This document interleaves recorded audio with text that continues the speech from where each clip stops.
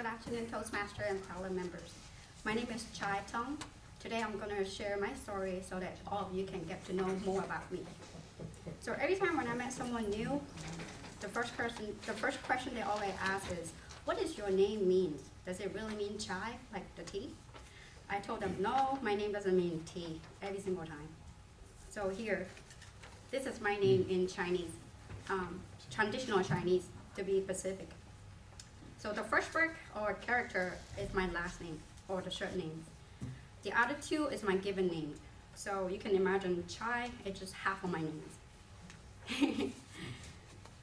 So Chai, it's spelling when you try to convert the Chinese character to a phonetic alphabet. So in my case, Chai, it's just how you pronounce the word in Cantonese. So Chinese character generally have more than one meaning. My given name, the first of my given name, Chai, is mean even, uniform, or complete. On the other hand, Yam is mean admire or respect. And I prefer people call me Chai in English because I don't want them to associate me with food like tea. So as you kind of can tell, my name is not more on a masculine side for being a girl's name. And I guess it's true that my dad wanted me to be a boy. Okay. So take a look again. Can you imagine how difficult it was to learn how to write your name in kindergarten at 5 years old? Yes, it was very struggle. Okay, and that's it for my names. I'm going to talk more about myself. I was born in Hong Kong and moved to United States when I was 17 years old. Right after I graduated from a secondary school in Hong Kong, which equivalent to 11th grade here. So I'm the youngest among the two other brothers. Everybody think that I'm gonna be spoiled because I'm the youngest girl in the family. It was the opposite. So I didn't grow up in a loving family. I grew up in an immigrant family. My family, like my parents and my brother, they both originally from Fuzhou, China, which is southeastern part of by the coast across from Taiwan. So I remember when I was young, my dad was very strict. He limited my TV time. He doesn't allow me to go out to play with my friends. So when my parents, they both left for work, I would sneak out and play with my friends. My friends and I was very wild. We climbed on everything in the neighborhood, like from the tree, tall structure in the community, jump in and play the water in the fountains, stole someone's flute in their properties, even shoplifting, and so on. Luckily, I didn't break any of my bones, but I did get caught once from shoplifting. Luckily, the store manager didn't call the police, they just called my parents. I really got a really bad beating for it. It was so horrible that I couldn't do it again. So I felt like I'm an immigrant since birth from Hong Kong to United States. I'm always the outcast in the society. However, unlike other kids in the immigrant family, I'm the one who made the decision to come to United States. I didn't envision myself being successful in Hong Kong. To elaborate that, one of my strengths is futuristic from the strength finder.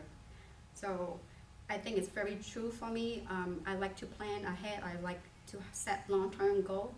So even in a young age. So I'm very determined I want to come to the United States. My mom tried her best to send me to America. At first, I lived with my uncle and his family in New York. I was working full-time and living by myself after I graduated from high school in Bayside, New York, before I met my husband. And I decided to move back with him to Sacramento to start our life journey together. So we've been married for 12 years now, and we have a little boy called Maxim. He's gonna be 2 this June. I finally feel belonged. I think I'm adjust to American culture pretty well. Sometimes I felt that I'm more American than my friend that who born here. I have no regret coming to California or coming to the United States. It's still the best decision that I ever made in my life. Thank you for your time. Okay, so for those of you who don't know, Chai requested a fluff and buff.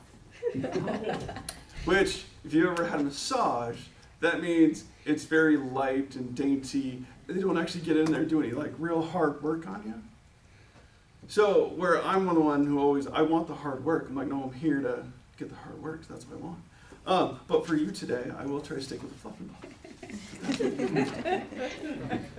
So first and foremost, I love the humor that you had in this speech. I thought it was great, like the tea reference.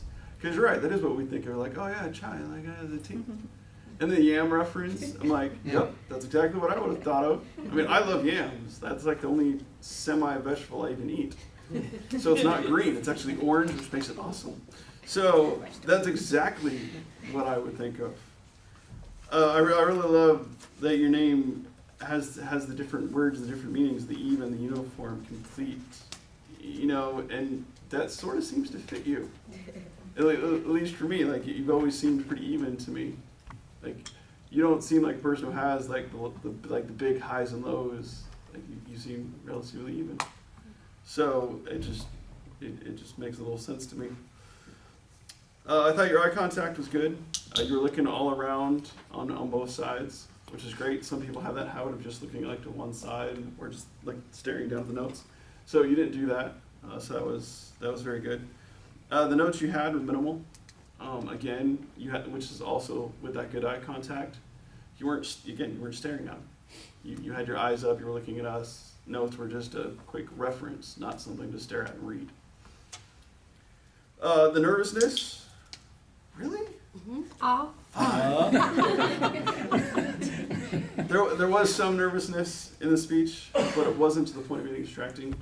I think it's more so just you haven't been up here a lot, and this is still a newer group to you. So a lot of us are like pretty good friends, have been doing this for years, so we just know the group. So I think as you get up here more and as you do more public speaking, that'll go away. Just as you get more used to it. I really liked that you had futuristic. Was your strength find that looking for future items? It really came out in your speech. I think you were really right in saying that you're like one of the ones who wanted to come to America, didn't get like forced here by family. Like, no, I want to come, and that's pretty cool.